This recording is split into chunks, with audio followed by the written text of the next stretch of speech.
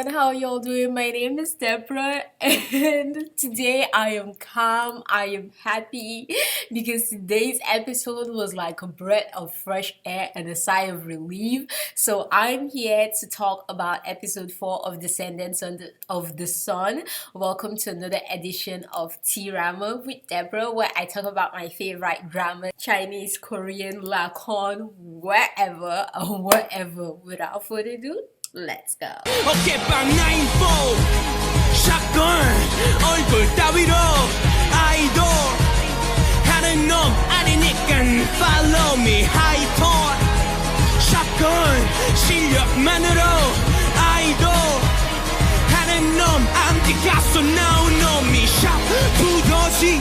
Okay, so today's episode, oh my freaking goodness. If I haven't told you this before, I freaking love So Young.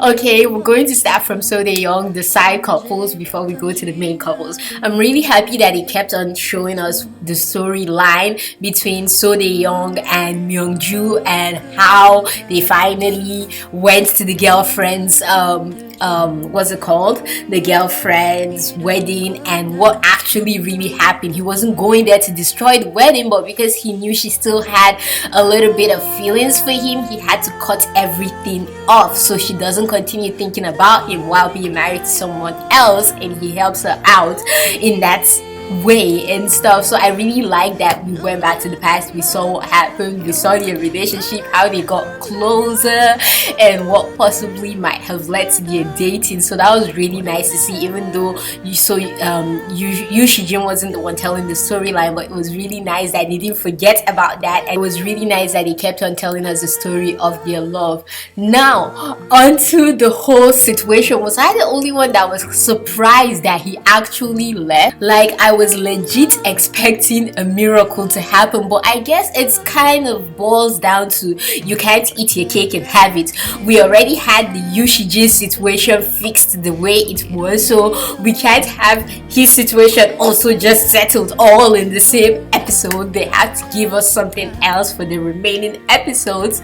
So I guess I kind of understand that, but I was really sad when he left, and it's surprising because during the whole situation between So Young mixed with the whole Yushijin situation happening, I felt like I was gonna cry. My eyes were actually getting teared up, and I'm like, oh my goodness, this drama is gonna make me cry, and it's just freaking episode 4. What is going on here though?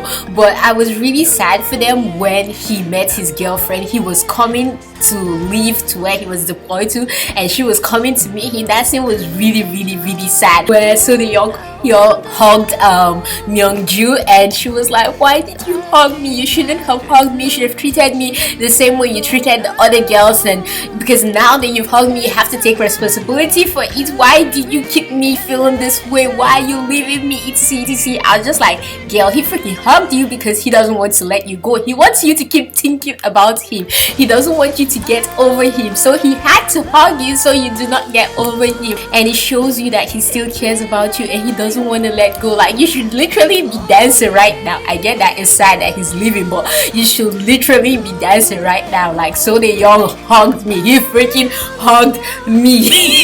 Because so far they've not really shown us So Young showing any emotions apart from the whole Yu Shijin scene, which I am coming to, but they haven't really shown us him showing so much expressions of love and actions of love and stuff. So even though we know that he's filled with it, but he doesn't really act on it. So it was really nice that they gave us, it was like they gave us a little bit of cheese this episode, because they showed us so much So Young smiling. Was I the only one that noticed? Especially the scene where he was with Yushijin and he went to go see him and he saluted. Oh my goodness, my respect for him just went up in that scene, and that was the scene that actually made me want to cry, when he went and he saluted Yushijin and he was laughing with him. Did you notice that he actually laughed with him when they were talking about the whole case and the situation of everything that happened? But that scene was really touching and really sad.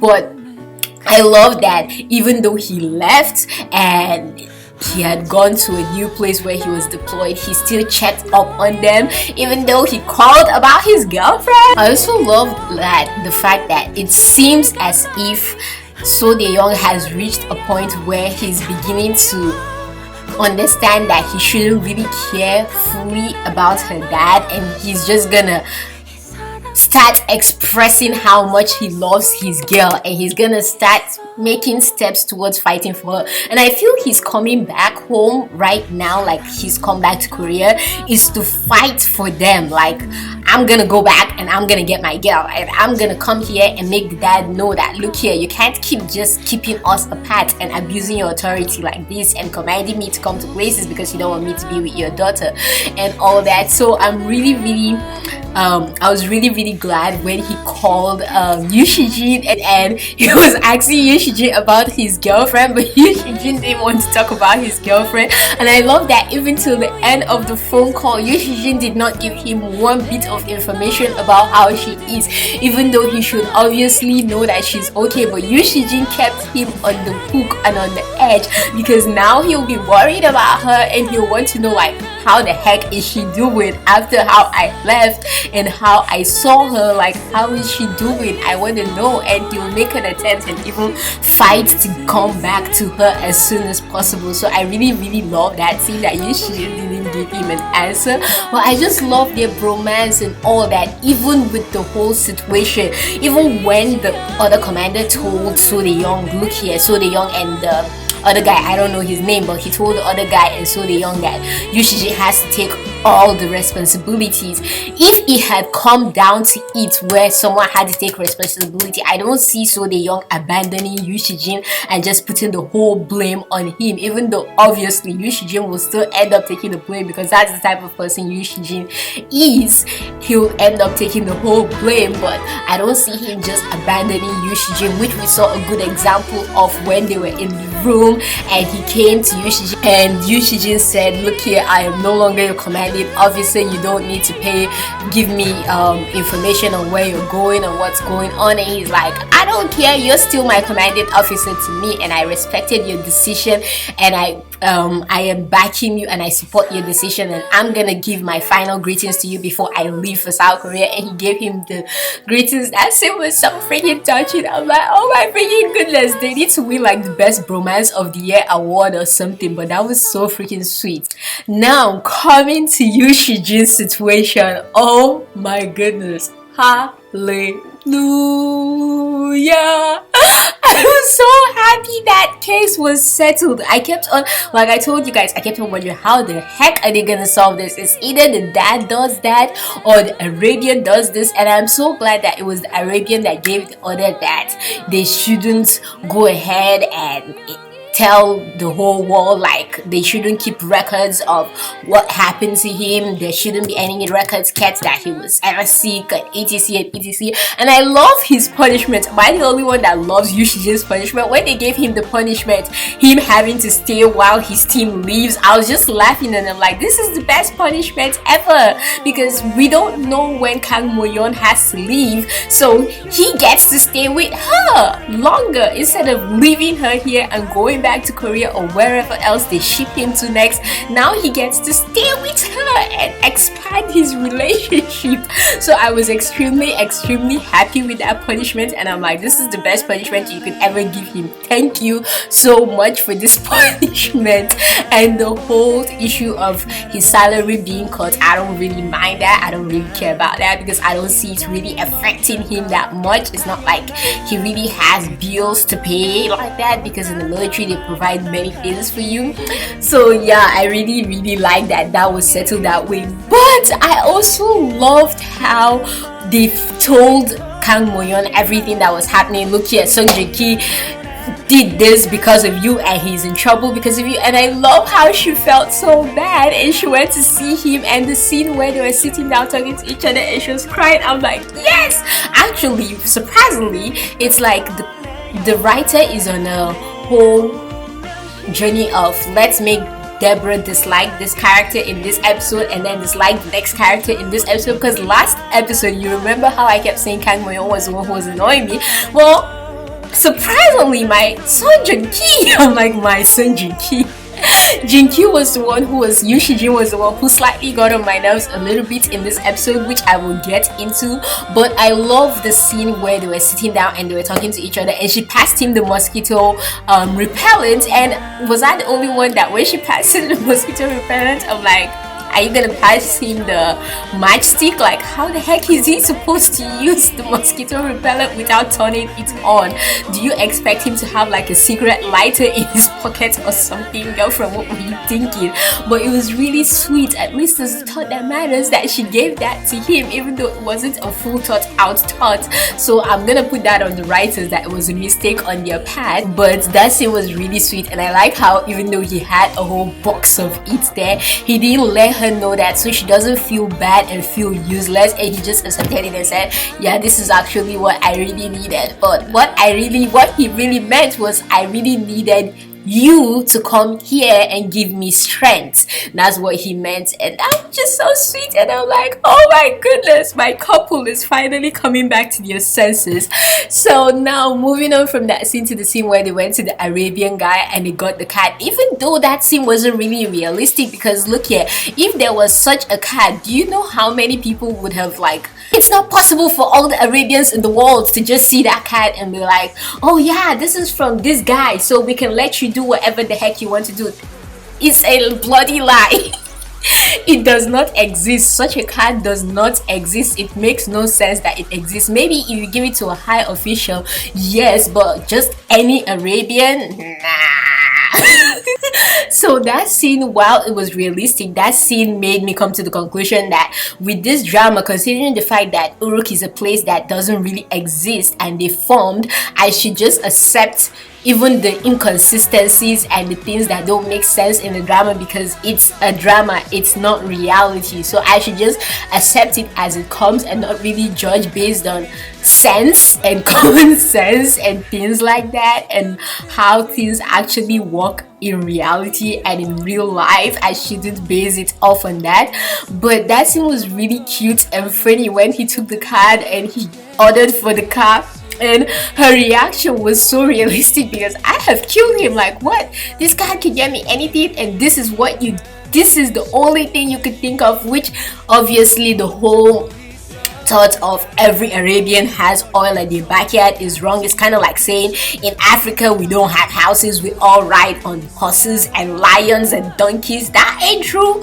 So even though that conception was wrong and stuff, and I can understand if certain Arabians were slightly offended by that, but like I said, I have come to the conclusion that I just close my eyes to certain things that happens in this drama and just think of everything as, this is a drama, so everything they say goes.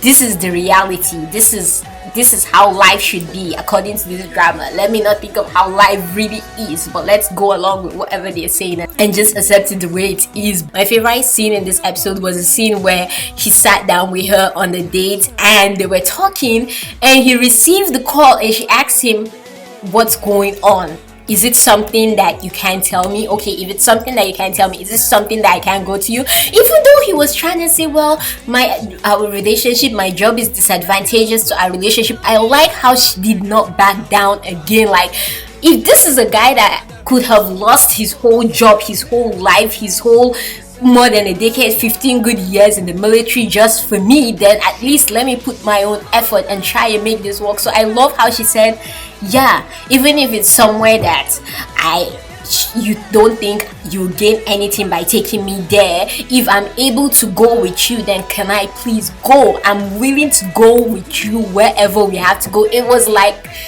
she was prophesying on the relationship, that regardless of what happens, she's willing to go the extra mile with him. Like, she's willing to travel on this journey of this relationship with him, and she's willing to back him up and be there with him, and she wants to be there with him. So for me, that scene was just everything to me. Like, that scene was just, it spoke volumes about the future of their relationship, and that scene meant everything to me. So I just love that scene. And when they went and he came back and he was all, well, I can't tell you. Well, I understand he was sad because he just lost someone that he had previously walked with in etc.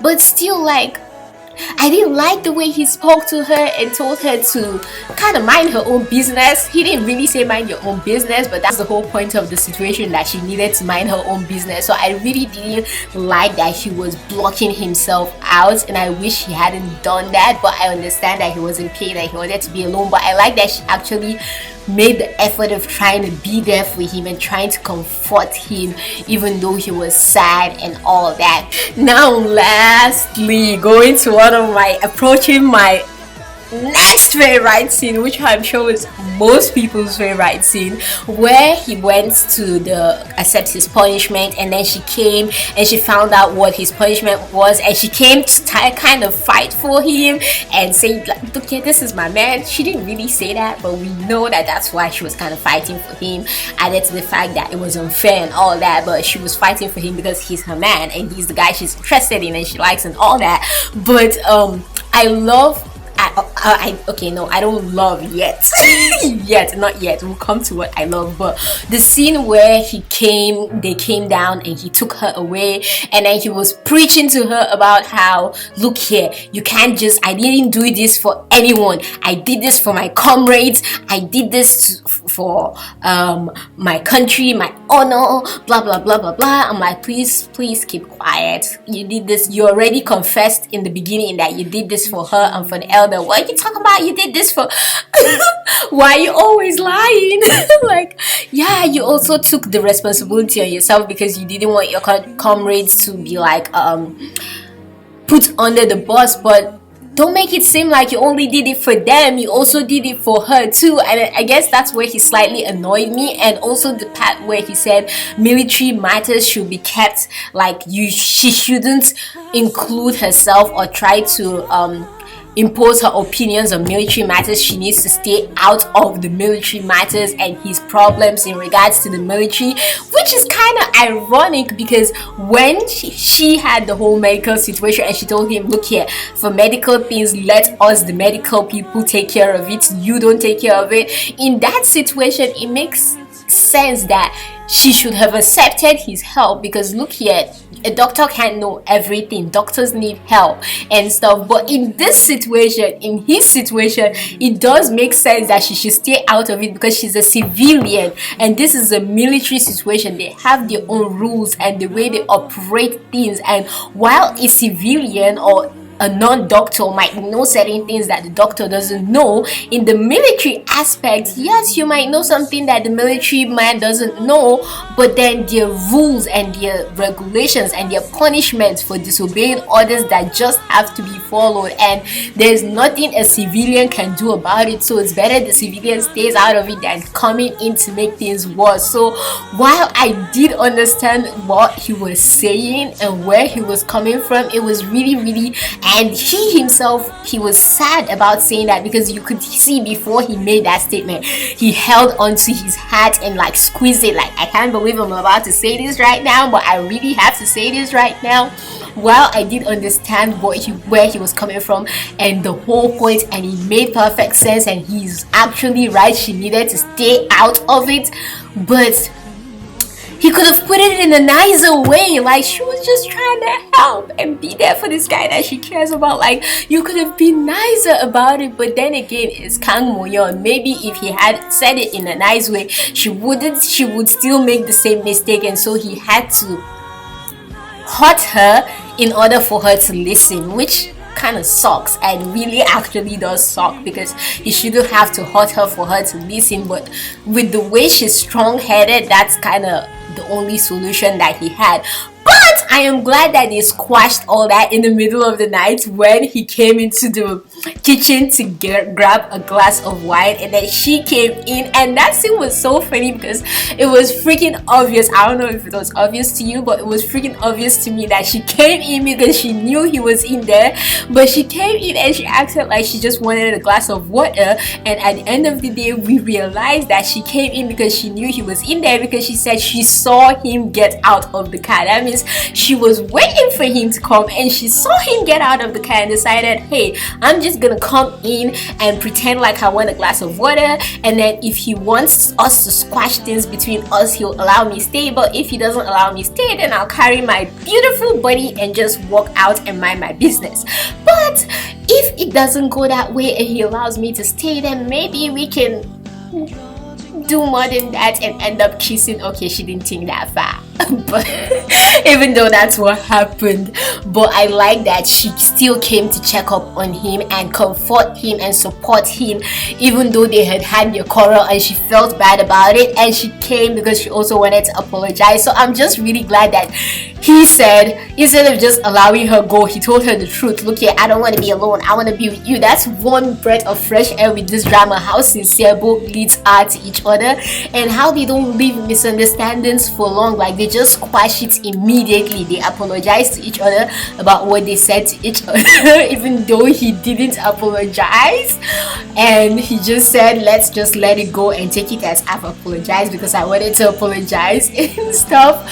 But I'm glad that he just squashed that between them. And I don't know about you, but I know that when she was drinking the wine, I knew the kiss was coming. Even before I knew, like, my friends had already spoiled it for me, saying, Deborah, you're gonna kiss in the in episode 4. So I knew a kiss was coming, but I didn't know how the kiss was coming. So immediately she came into the kitchen, like immediately she walked into the kitchen. I'm like, oh my goodness, they're gonna kiss in this kitchen, Aaron's Day. And then when she started drinking and how he was looking at her, I'm like, there is no way he isn't gonna kiss her. Like, I just know he's gonna use the wine as an excuse to kiss her.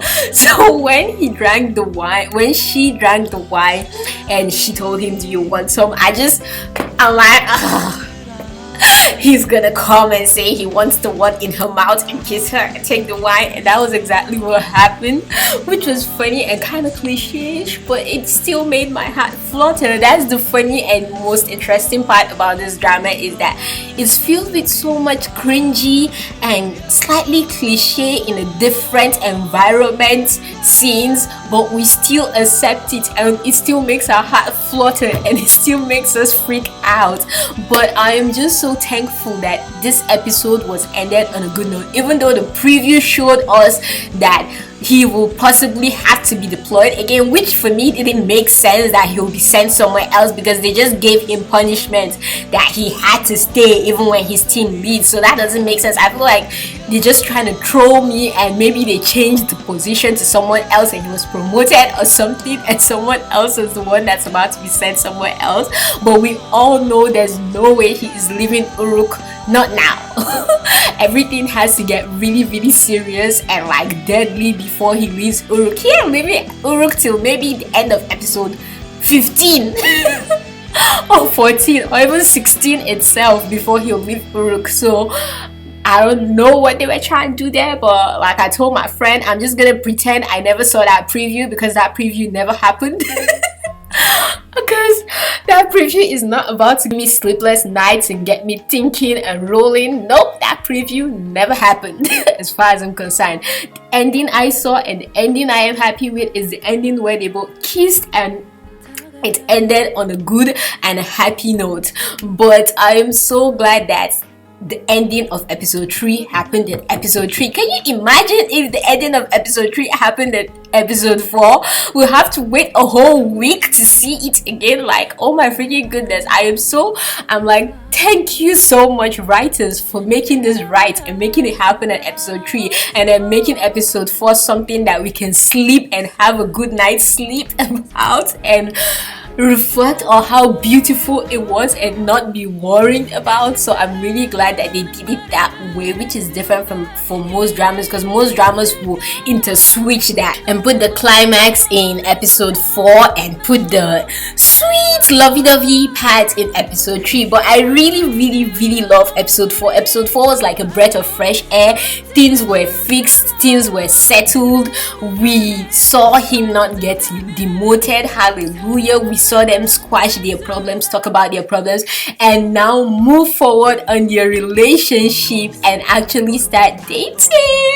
So yeah, that's really nice, and I just love that even though Myungju has calmed the relationship between her and Yoo Si-jin is nice, and they don't have like a bad relationship because my dad wants to hook me up with you and all that. Their relationship is good. I just can't wait for So Young to come back and let this party get started. Let's get it started in here. But the scene, was I the only one that in the scene where Kang Mo-yeon was telling Yoo Si-jun that she didn't watch the movie because of him? What? Why you always lying? Why you always lying? Oh my gosh, stop him lying. You what?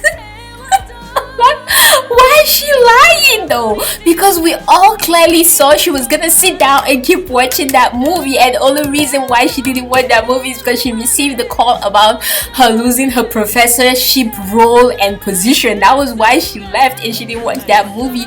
Yes, she may have been troubled by that movie, seeing it everywhere and it being a hit and all, and thinking of him, but that wasn't why you left. You left because you received a phone call that made you leave. So either way you would have left anyways, so don't guilt him into feeling like he was the only one that left. And this always happens when you're on dates, because it has happened to you too. The only difference was he left before you received the call. If he hadn't left, you would have received the call and left too.